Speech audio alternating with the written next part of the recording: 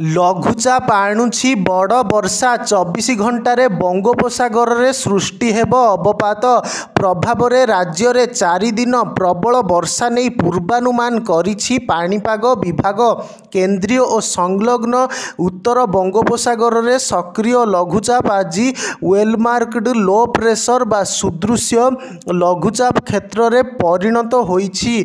एहा उत्तर पश्चिम दिगरे गति करिब अधिक घनीभूत होई आसंता 24 घंटे नेब अवपात रूप संभाव्य डिप्रेशन उत्तर पश्चिम दिगरे गति करिब। परवर्ती 24 घंटे अवपात ओडिशा उपकूल अतिक्रम करिब बोली पूर्वानुमान करिछि पाणीपाग विभाग।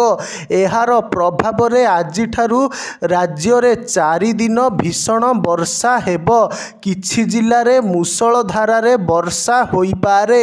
आज 10 जिला कलाहांडी नवरंगपुर कोरापुट गंजाम गजपति रायगड़ा मालकानगिरी कंधमाल बौद्ध और पुरी जिला को जारी होइछि ऑरेंज वार्निंग। एथिरु कलाहांडी नवरंगपुर और कोरापुट जिलार किछि स्थान रे प्रबलरु अति प्रबल और आउ किछि स्थान रे अति भीषण वर्षा संभावना रहिछि।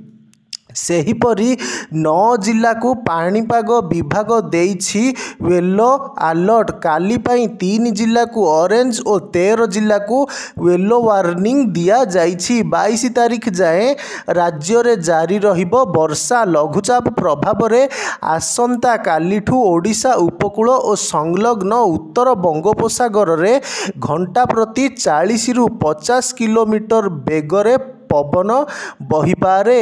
वर्षा रे किछि स्थान रे कच्चा घर भांगी पारे। तलिया अंचल रे जलबंदी समस्या देखा देई पारे। संभाव्य स्थिति को देखि प्रभावित आशंका थिबा जिलार जिलापाल मानंकु सतर्क रहिबा पई निर्देश देइछंती स्वतंत्र रिलीफ कमिशनर।